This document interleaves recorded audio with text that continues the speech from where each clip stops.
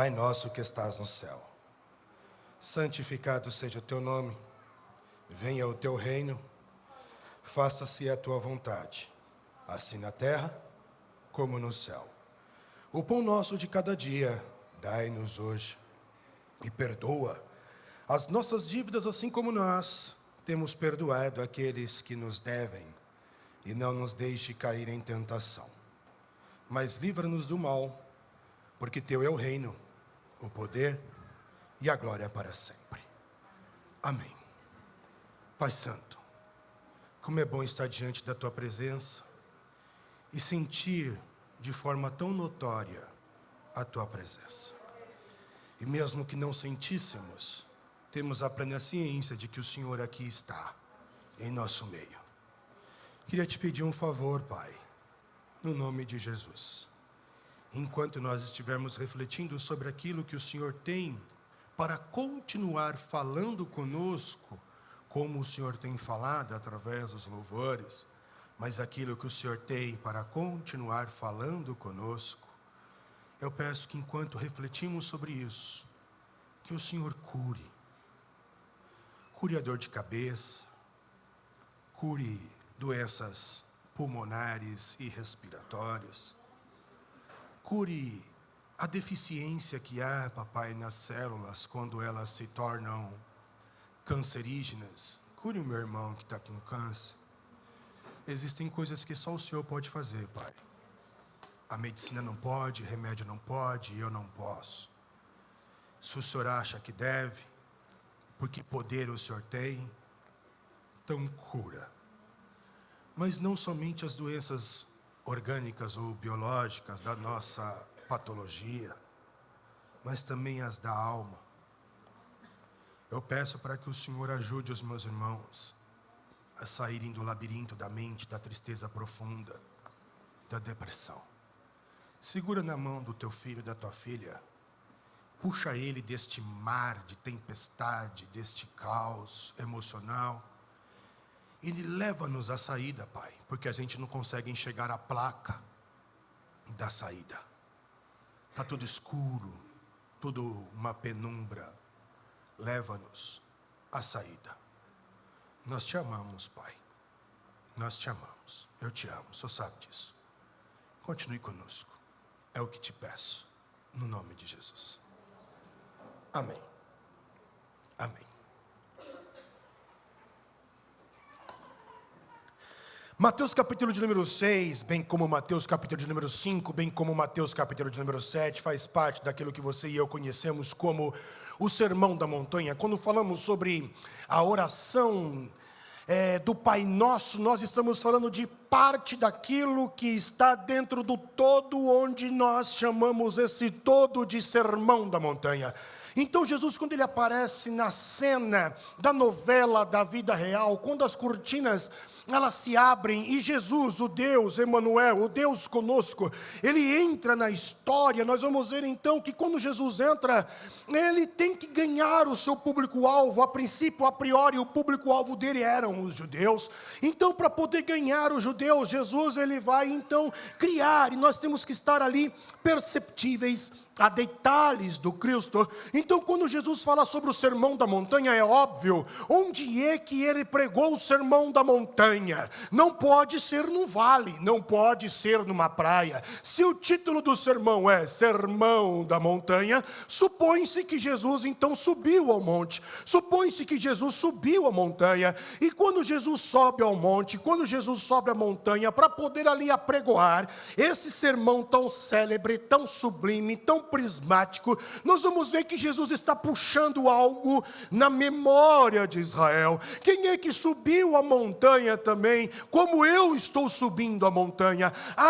Foi Moisés que subiu a montanha. Bacana, então veja, houve um momento em que Moisés falou: Israel, vai chegar um tempo em que um homem semelhante a mim vai vir e vocês têm que dar ouvido a ele. Então o que Jesus está fazendo? Presta atenção, povo judeu, aquela profecia proferida por Moisés lá atrás, está se cumprindo agora. O homem semelhante a Moisés sou eu. Assim como Moisés subiu ao monte, Jesus sobe ao monte. Assim como Moisés, ele traz a lei de Deus, Jesus traz também a sua lei, a qual damos o nome de Evangelho. A lei do perdão, a lei do amor, a lei da compreensão, a lei do resgate, a lei da salvação, a lei do perdão dos pecados. É o que Jesus traz. Quando Moisés sobe ao monte, ele sobe como legislador.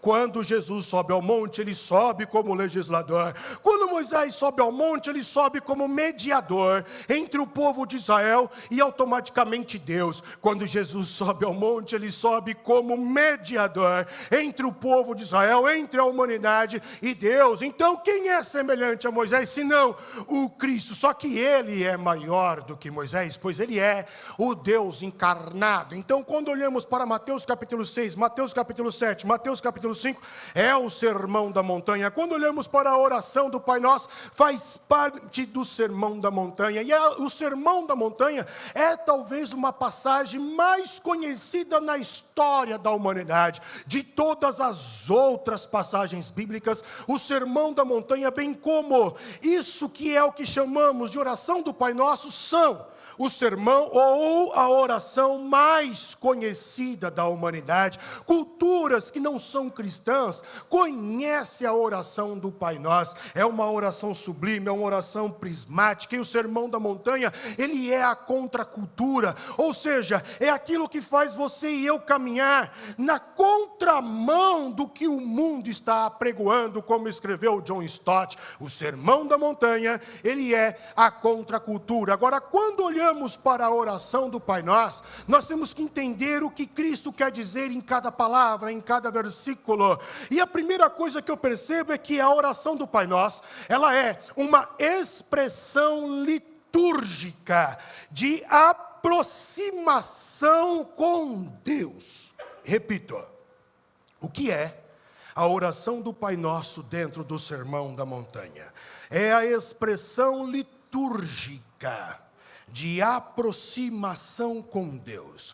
Quando Jesus ele sobe ao monte e ele ora, ou ele demonstra como orar o Pai Nosso, Jesus está ensinando uma liturgia a todo aquele público que estava ouvindo ele. Jesus estava ensinando como se aproximar de Deus, porque se Cristo é semelhante a Moisés, qual é o papel de Moisés? Se não ensinar o povo de Israel a se aproximar de Deus. Tudo que Moisés escreveu, todas as leis do Pentateuco, é para fazer o povo se aproximar de Deus e andar segundo os critérios de Deus. Logo, Jesus, com a oração do Pai Nosso, está expressando também a liturgia de aproximar-se de Deus, porque quando você pega o povo que precede a Moisés, ou seja, o tempo de Abraão, o tempo de Isaac, o tempo de Jacó, o tempo de José, e todo aquele povo de Israel que viveu no Egito antes de Moisés, se você fosse bater um papo com ele, você poderia chegar lá e dizer assim: e aí, irmão, beleza? Beleza? E aí, me fala do teu Deus. Ah, o meu Deus, eu não tenho muito o que falar, não, eu não conheço muito o meu Deus, não. Não, você não conhece muito o teu Deus, não? O que a gente faz para se aproximar dele? Na verdade, eu também não sei como é que eu faço para me aproximar dele, não. Como é que é o nome dele? Não, ele não tem nome, não. Não falou do nome dele, não. Então, como é que é esse negócio aí? Eu falei, é difícil. A única coisa que eu sei de Deus é que ele é o Deus de Abraão, ele é o Deus de Jacó e ele é o Deus de Isaac. É só isso que você sabe do teu Deus? Veja bem, eu estou falando de um período que precede Moisés. É só isso que você sabe do teu Deus? É somente isso que eu sei do meu Deus. Ah, ele também falou para Abraão, para Isaac e para Jacó, que os descendentes deles iriam herdar uma terra que iria manar leite e mel. Nada mais? Não, eu não sei nada mais. Então, quando surge Moisés, ele fala do nome de Deus. O nome que os judeus e a tradição rabínica diz que é o nome impronunciável. O mais próximo do nome de Deus é o som da nossa respiração, quando Deus ele fala, eu sou, e tem mais, eu sou o que sou. Isso é o que está aqui na Bíblia ocidental, naquilo que você e eu nós lemos. Mas no original, o som mais próximo do nome de Deus é o barulho da respiração. É assim, ó.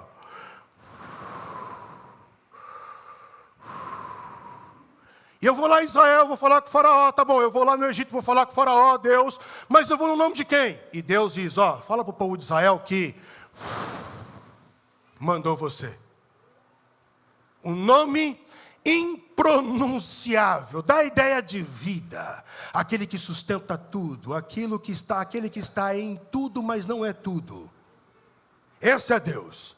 Então fala que o tudo mandou para você lá. É isso aí que você vai falar para o povo de Israel. Então, quando Jesus, ele vem se aproximando ali, ele sobe ao monte para poder falar, nós vamos ver que você tem em Israel Moisés, lei, profetas, salmos. Aí no período de Jesus, você tem rabinos que precedem Jesus e rabinos contemporâneos de Jesus. Rabinos são os mestres da lei, que possuíam ali o seu entendimento da lei. E esses rabinos ensinavam a interpretação da lei. É como se os discípulos então olhassem para Jesus. Ó, a profecia de Moisés, dos salmos, dos profetas se cumpriu no Senhor. O Senhor é o Messias, o Senhor é o Deus encarnado, o Senhor é o Deus Emanuel. Só que é o seguinte, como é que a gente se aproxima de Deus Cristo? Nós, que somos os teus seguidores, porque através de Moisés nós sabemos, dos profetas, dos salmos, dos rabinos, sabemos,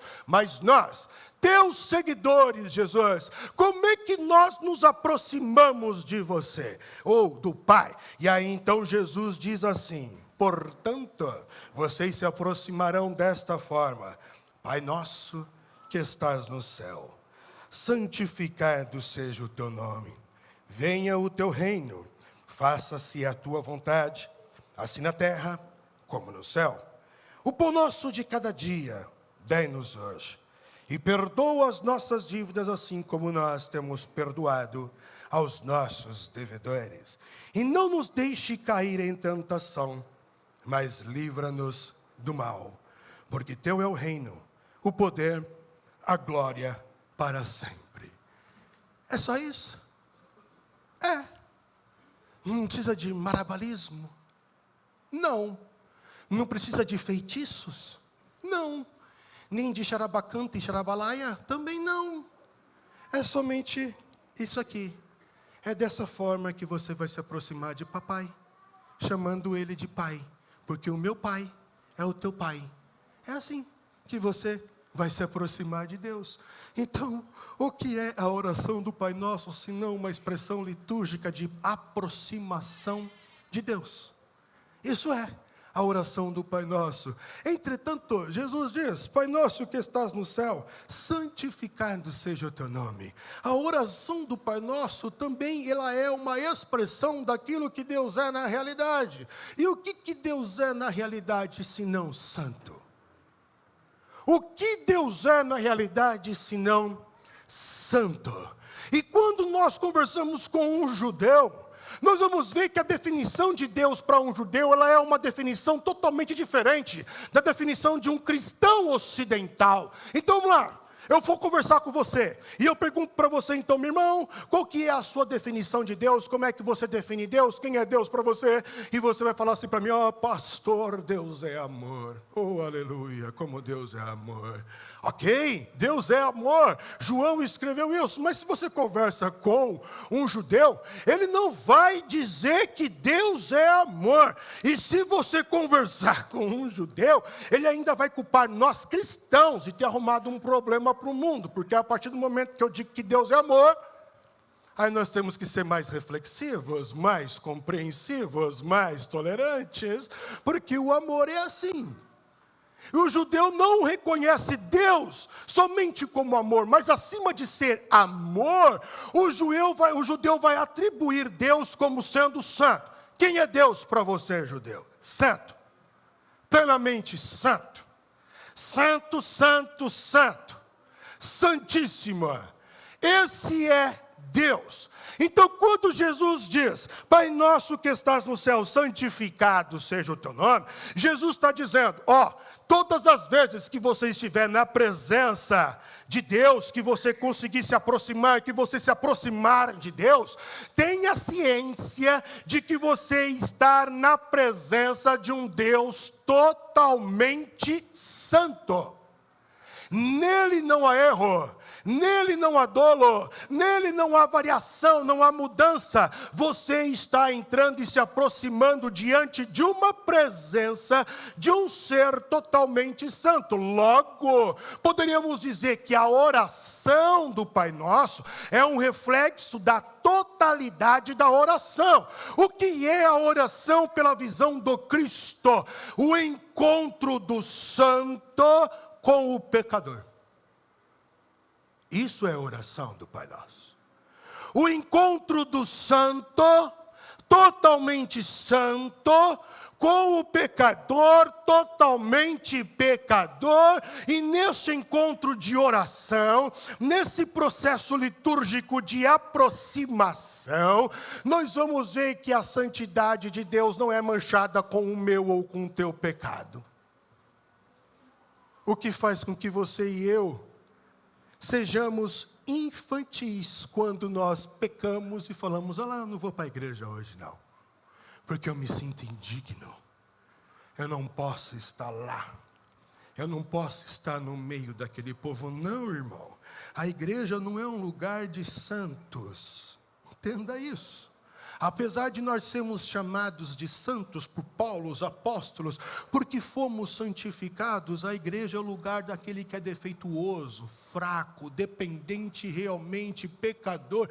A igreja é o lugar, não é um lugar elite, não é um lugar para elitizados. Então vamos colocar, quem é elite dentro da religiosidade cristã? O santo, essa é a elite. E a igreja não é assim. A igreja é de todos, principalmente aquele que está doente. Vinde após mim, disse Jesus. Vem quem? Vem você que é tudo torto, vem. Vem, eu tenho prazer. Jesus não tinha problema com pecador, Jesus tinha problema com um crente. Jesus não tinha problema com quem estava manchado, Jesus tinha problema com o fariseu que era crente. O pastor, o sacerdote da época, é com esse que Jesus tem problema.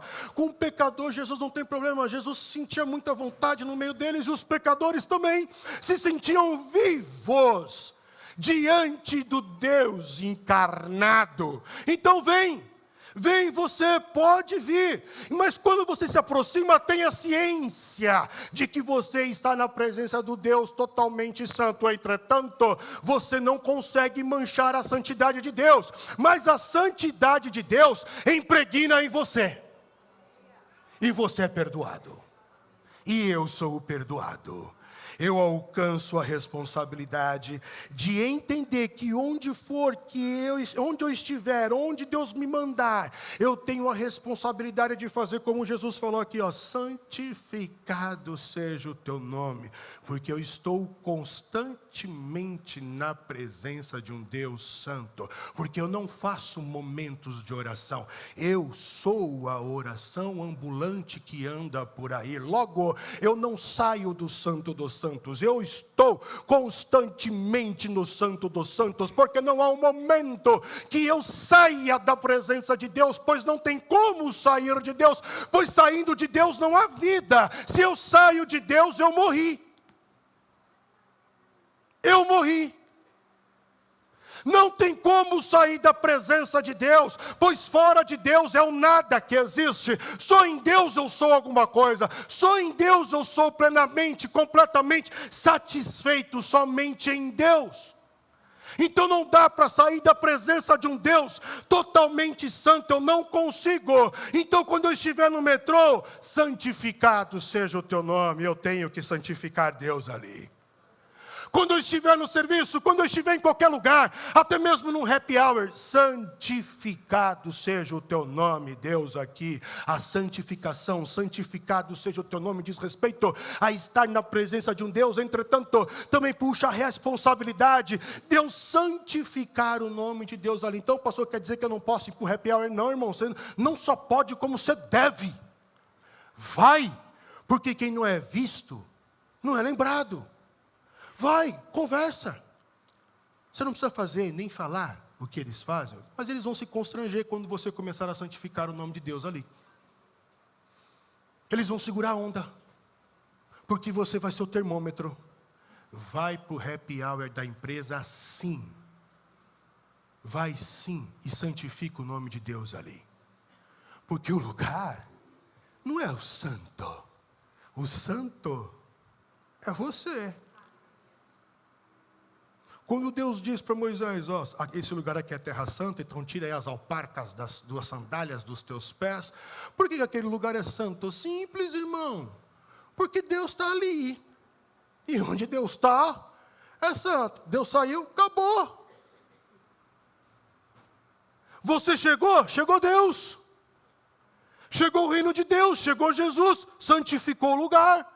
Agora, se tu, então, começar a fazer o que todo mundo está fazendo, aí já é outra história. Quem tem que santificar o lugar é você. A santidade de Deus me chama a responsabilidade de santificar todo e qualquer lugar, porque o reino de Deus, ele chegou. O que é a oração do Pai Nosso? A oração do Pai Nosso é o pedido de que o reino de Deus, ele venha. Porque Jesus disse: venha o teu reino e seja feita a tua vontade, assim na terra como no céu. É o que Jesus disse. É o pedido de que o reino de Deus chegue. Quando olhamos para Jesus em Marcos, capítulo de número 1, verso de número 15, nós vamos ver que Marcos demonstra Jesus chegando na história da vida real, na novela da vida real. Marcos demonstra Jesus diferente dos outros evangelhos. Nós vamos ver que Mateus fala da genealogia de Jesus. É assim que Mateus inicia. Lucas também inicia assim, a genealogia de Jesus. João, então, já quer incrementar um pouco mais erudito. Então, João vem e diz: no princípio era o verbo, e o verbo era Deus. E no princípio o verbo estava com Deus, e o verbo, e assim vai. Ele quer um pouco deixar mais erudito ali o escrito. Então, ele se difere de Mateus, ele se difere de Lucas. Entretanto, Marcos era aquele mais sucinto. E ele mostra então no capítulo 1, verso de número 15, Jesus chegando assim: ei, o reino de Deus chegou. O reino de Deus está aqui. O reino de Deus está próximo. Arrependei-vos, porque vos é chegado o reino de Deus. Então, quando Jesus ele anuncia acerca do reino de Deus, nós temos que entender o seguinte: quem é Jesus? Jesus é a chave hermenêutica das Escrituras. Se você quer interpretar as Escrituras, você tem que olhar por Cristo. Cristo é a essência de capa a capa das Escrituras. Como é que eu posso compreender melhor Deus? Olha para Jesus. Ele é a chave hermenêutica de toda a Escritura de capa a capa. Quer compreender mais? Olha para Jesus. Entretanto, qual é a mensagem do Cristo senão? O reino de Deus chegou, o reino de Deus está aqui, o reino de Deus está próximo, o reino de Deus é semelhante a... A chave hermenêutica de interpretação da Bíblia Sagrada, ela fala que o reino de Deus chegou. O reino de Deus não vai vir. O reino de Deus não vai vir, a gente vive no futuro. Achando que quando Cristo chegar, o reino de Deus vai chegar. Não, irmão, o reino de Deus já chegou. Ah, pastor, mas Cristo não foi assunto. E tu é o que aqui na terra? O que tu é na terra? Senão a expressão do reino de Deus. Nós somos a continuidade daquilo que Cristo começou. Eu sou, Jesus foi, e Ele inaugurou o reino, e eu continuo o reino de Deus aqui. Então sabe, irmão, mais do que pregar sobre prosperidade, que é um conceito errado que temos também, mais do que pregar sobre céu, mais do que pregar sobre inferno, mais do que pregar sobre salvação, pecado, ou tudo isso que nós pregamos, faz parte do reino de Deus. A salvação não é um tema, uma doutrina isolada do reino de Deus. Reino de Deus é isso, salvação é aquilo, pecado é isso, reino de Deus é aquilo outro. Não! Tudo que nós falamos diz respeito ao reino de Deus. E isso também me desperta o interesse. Porque quando eu olho para o Cristo, Ele é o marco histórico do reino de Deus na terra. Quando o reino de Deus chegou com Cristo, marco histórico. E isso não acabou. Isso perpetua, isso continua. Agora Jesus então está indo, mas Ele deixou discípulos. Eu faço parte disso, você faz parte disso. Eu sou a noiva dEle, eu amo Ele. Logo eu tenho que me parecer com o meu noivo. Então muito mais do que uma igreja de parede preta, muito mais do que status social, de que nome, de renome, de que títulos, muito mais do que cantor A, X, B. Quem é que vai pregar na tua igreja? Na minha igreja só pega pregadores famosos, internacionais, conferencistas, não sei o quê. Que você vai olhar no Instagram, aí você vai ver a foto dos caras, parece que os caras são deuses gregos.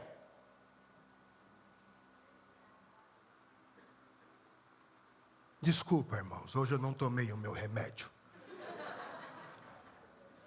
Aí tu fala assim, pastor, mas eu olhei no Instagram da Lagoinha São Miguel Paulista, eu vi que tinha tua foto lá, contra a minha vontade.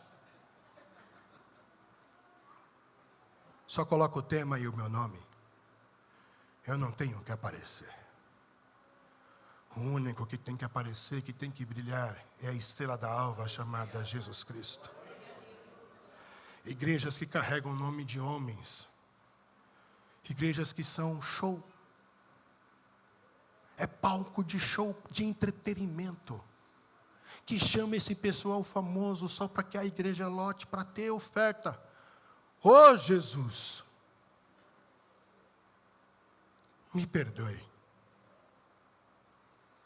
O desabafo como ser humano, como cristão, mas a repreensão como pastor. O que nós somos? Palco de entretenimento? É espetáculo agora? Nós somos o reino de Deus na terra.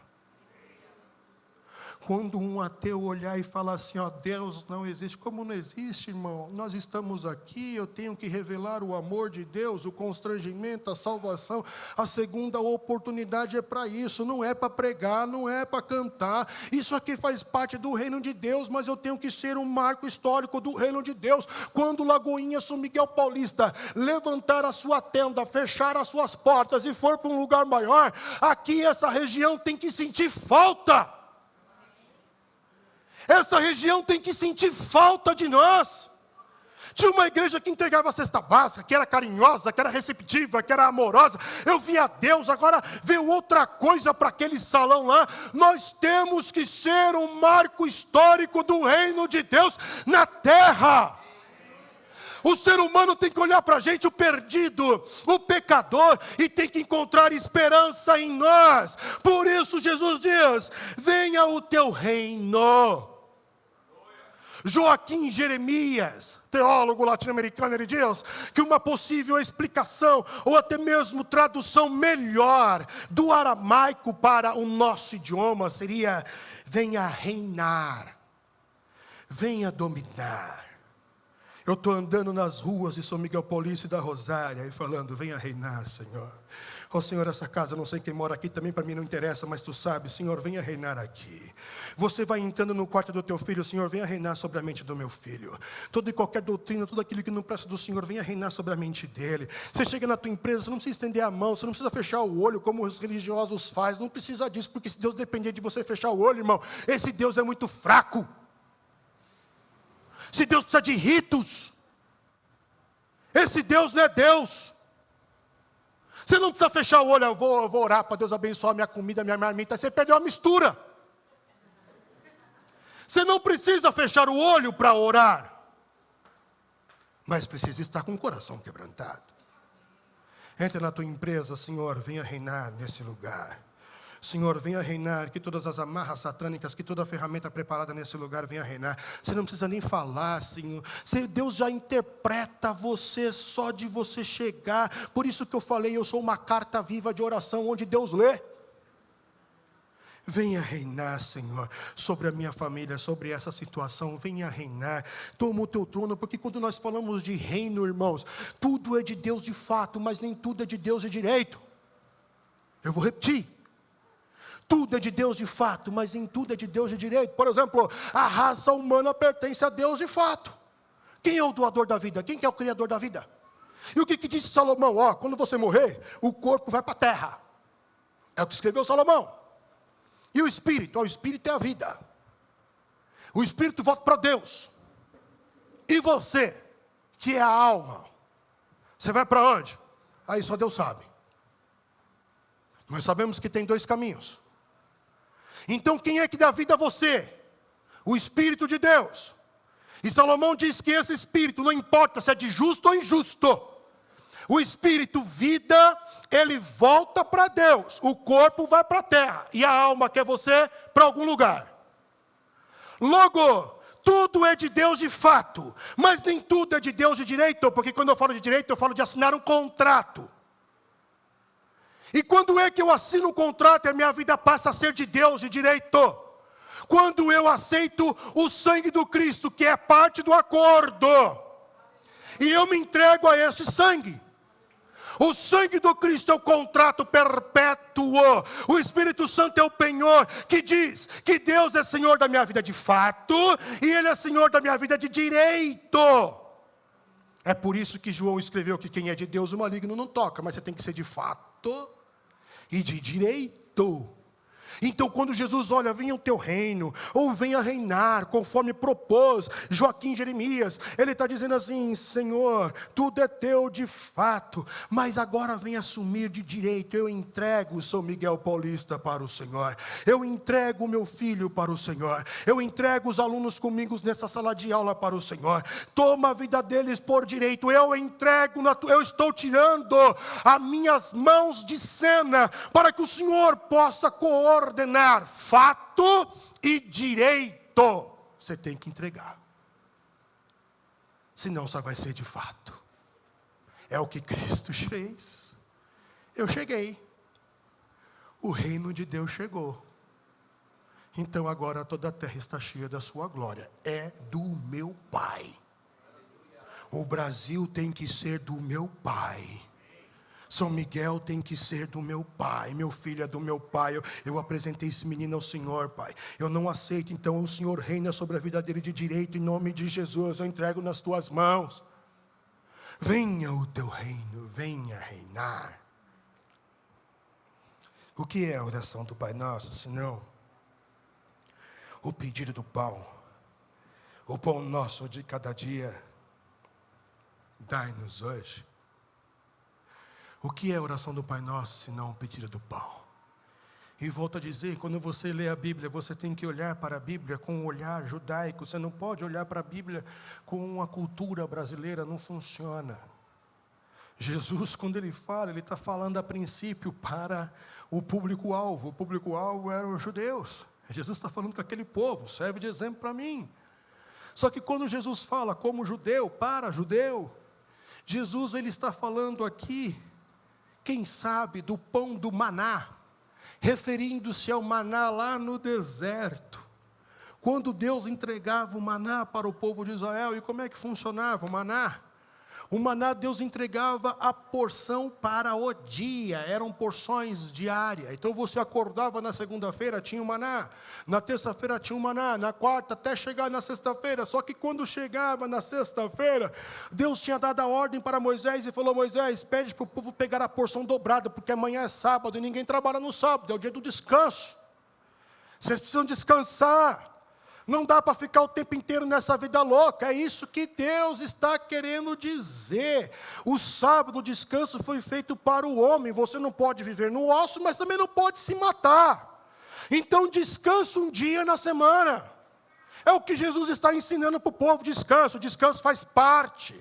O descanso é importante. Colocar a ideia na cabeça, tirar um dia de folga, uma semana, é necessário. Só que nesse dia de descanso, vocês não têm que fazer nada, é para descansar. Então você pega a porção dobrada na sexta-feira.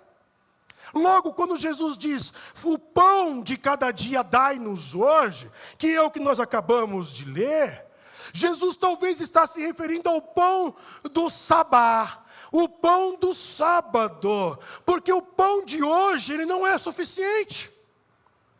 Ou você nunca teve a experiência de participar daquelas famílias, que é a torcida do Corinthians, e aí compra-se 10 pães para se dividir com 15.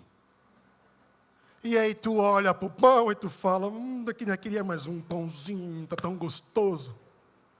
Você tem que dividir, nem sempre a comida diária ela é suficiente. É claro que quando Jesus está falando aqui do pão, ele está colocando em xeque o que nós chamamos de subjetividade. Jesus está comparando o aile matéria com o biovida. Então quando Jesus fala assim, o pão de cada dia, Jesus se refere ao pão material, o aile, matéria. Entretanto, o próprio Cristo disse que não é só de pão que vive o homem, mas de toda a palavra que vem de Deus. E esta palavra aqui é vida, bio. Então Joaquim Jeremias vem dizer de novo que possivelmente Jesus está falando, o pão de amanhã do sabá me dá hoje. Ou seja, eu preciso de algo que me complete, porque dentro de mim há um buraco. Eu troquei de carro, eu comprei uma casa nova, eu estou com roupa de marca, eu estou ganhando 30 mil por mês, eu tenho um cartão de crédito sem limite, faço o que quero, quando quero, mas ainda sinto um vazio. Porque o pão da matéria não pode te sustentar. Por isso, Pai, o pão de amanhã, o pão do sabá, o pão do descanso, o pão da paz da alma, o pão que satisfaz a alma, o pão da completude, o pão da plenitude, este pão dá hoje também. Eu não quero só o da matéria. E quem é este pão, senão o próprio Jesus, em João capítulo de número 6, verso de número 35, o próprio Jesus falou assim, quem tem fome, vem a mim e coma. Quem tem sede, vem a mim e beba. É o que Jesus está falando. Vem a mim, você vai comer Jesus. Jesus é comida, agora é um cardápio, me dá um menu aí do céu, Deus. Está aí, o prato principal, prato da casa, indicação do chefe, Jesus Cristo. Não, não é isso. Ele não está falando disso. É o pão que sacia a tua alma. Não há vida senão em Jesus.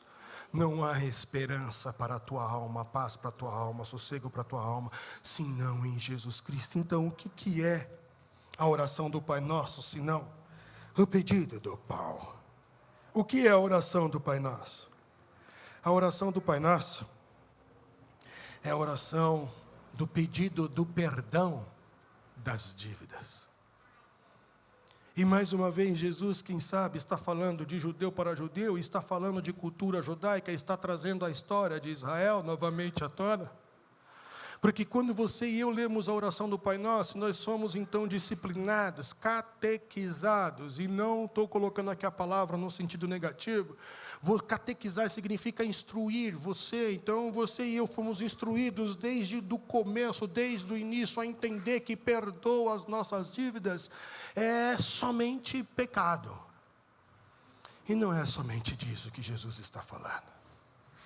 Quando Jesus ele fala, perdoa as nossas dívidas, Jesus está falando como judeu para judeu de dívidas escriturais. Porque eu não sei se você se recorda, mas há um episódio em que Jesus está pregando e o telhado está sendo destelhado. E tem um bando de louco, uns homens aí que carregam um outro homem, que era paraplégico, não podia andar. E Jesus não parou a mensagem. Eu te pergunto, se fosse você o palestrante daquela noite, daquela cena, daquele episódio, você não ia parar olhando para o teto para ver o que estava acontecendo? Com certeza. Se acontecer alguém aqui, se alguém gritar aqui agora, se o telefone tocar, você vai virar o rosto. Já até cogitar a ideia da gente mudar a igreja de posição, colocar o palco para lá e desmanchar essas duas salas, para que nós, você e eu, não perdemos a atenção por causa dos carros, dos ônibus que passam aqui. A gente se desfoca muito fácil. E Jesus não. Estava sendo destelhado lá e ele não estava nem aí. Jesus continuou pregando. E Jesus, ele faz uns negócios meio esquisitos às vezes, e às vezes é desanimador. Aí os caras tiveram todo o esforço de subir um homem pesado, amarrar, destelhar, colocar o cara lá embaixo. E Jesus pregando. Colocaram aqui agora? Jesus parecia que não estava se importando muito. Aí Jesus olha para o caboclo, sabendo da intenção dos caras, que era para ser curado. E Jesus diz: perdoados estão os teus pecados. Se sou eu naquele episódio, eu saio dali, mano. Eu brigo com Jesus. Mano, você está me tirando, mano? Você está me tirando, mano? Como é que tu faz um bagulho desse? Você não viu o transtorno? Você não viu? Você nem parou de falar para dar uma força, ainda sustentar aqui embaixo. A gente teve que fazer a força todinha para descer o cara. Você está me tirando? Você sabe que a gente quer que o cara seja curado e tu vem falar que o pecado dele está perdoado? Você é meio... O que está acontecendo? Aí, houve um murmúrio, e os caras dizem: como é que podem perdoar pecado? Isso é blasfêmia. Só Deus pode perdoar pecado. O que eu estou querendo dizer? Mentalidade judaica. Homem não perdoa pecado. Por isso que quando Jesus diz assim, perdoa as nossas dívidas, Jesus não está falando propriamente dito de pecado. O que Jesus está falando é de judeu para judeu, Jesus está falando de perdoar as dívidas escriturais, porque é só Deus que pode perdoar pecado. E como é que funciona uma dívida escritural? Vamos lá, eu estou na sala pastoral, pastor, eu preciso falar com você, pastor, está um aperto, essa crise econômica, essa crise política, essa guerra na Ucrânia, está tudo atrapalhando, eu estou precisando de 3 mil reais, pastor, você pode me emprestar 3 mil reais, ou a igreja, não sei, a gente faz aqui umas promissórias, uns cheques, e eu vou pagando aos poucos para o senhor. Aí eu falo: claro, irmão, vamos lá, o irmão está trabalhando aqui, o irmão é diácono, é obreiro, eu vou falar que nem crente agora, religioso, o irmão é dizimista fiel, então eu vou emprestar para o irmão. Porque se não é dizimista, é o devorador na tua vida, é o gafanhoto. Irmão, não acredita nessa balela não, tá? Não acredita nisso não. Como eu disse, hoje eu não tomei meu remédio.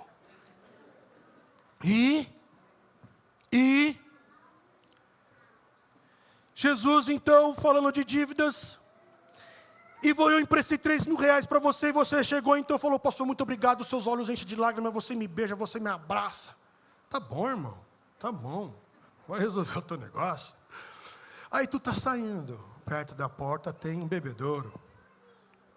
Falei: irmão, antes de você sair, pega um copo com água para mim, por favor. Acabei de te emprestar 3 mil, você vai falar não? Claro que não.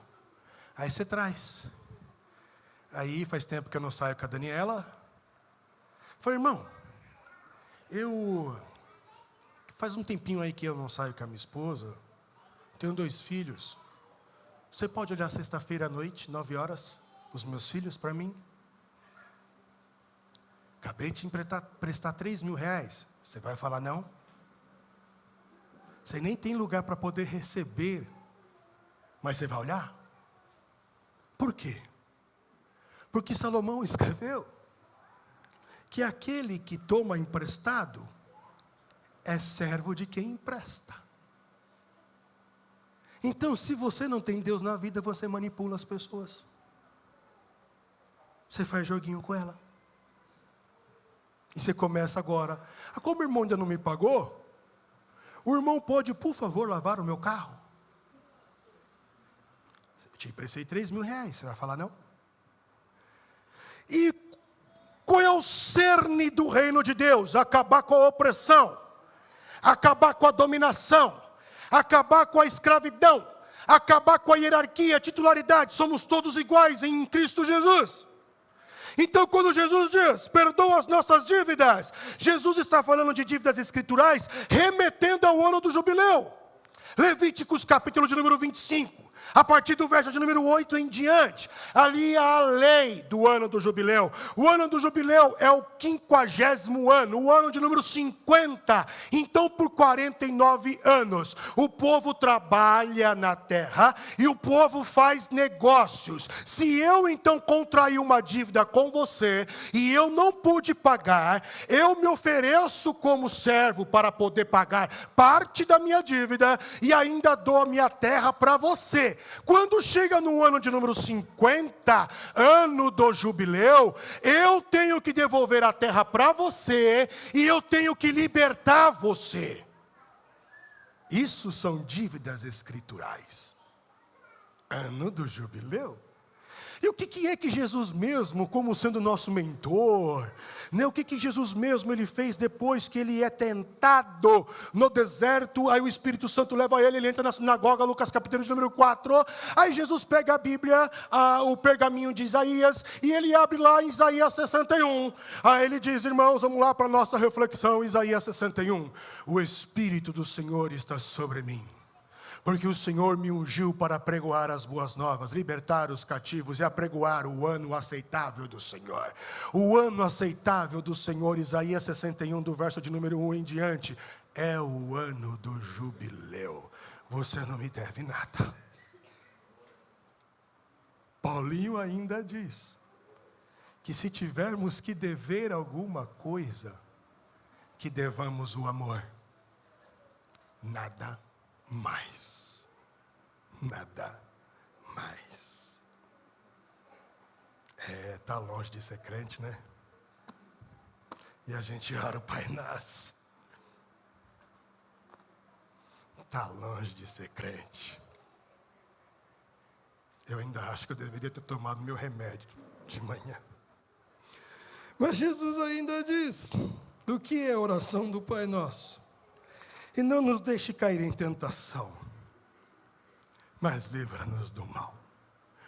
E acredito que, muito mais do que o mal que eu possa fazer, eu acredito que Jesus está orando para que Deus me livre do mal que eu possa ser. Porque a gente tem uma síndrome de achar que é só os outros que fazem por nós, eu não faço nada. Parece até que somos meio dissimulados. Eu sou o santo, eu sou o perfeito, e tudo que eu faço é justificado pelo erro do outro. Então, muito mais do que me livrar do diabo e me livrar do mal de um ser humano, eu acredito que Jesus também está falando também do mal que eu possa ser. O mal que eu possa ser para mim e o mal que eu possa ser para o outro. Livra-nos do mal de mim mesmo. Então, como é que eu devo me aproximar de Deus? Pai, eu sou todo torto e eu não consigo seguir isso aqui à risca, não. Porque quando alguém está me devendo, eu coloco ainda 3% de juros para poder enriquecer. Quem mandou me dever? Eu não consigo seguir isso aqui à risca. Mas eu peço para que o Senhor molde em mim o caráter do Cristo, para que eu possa santificar o teu nome na terra. Porque aqui na terra o nome de Deus é deputado. Ele é deturpado, ele é arruinado, ele é escarnecido. Então, que o teu nome seja santificado, glorificado aqui através da minha vida.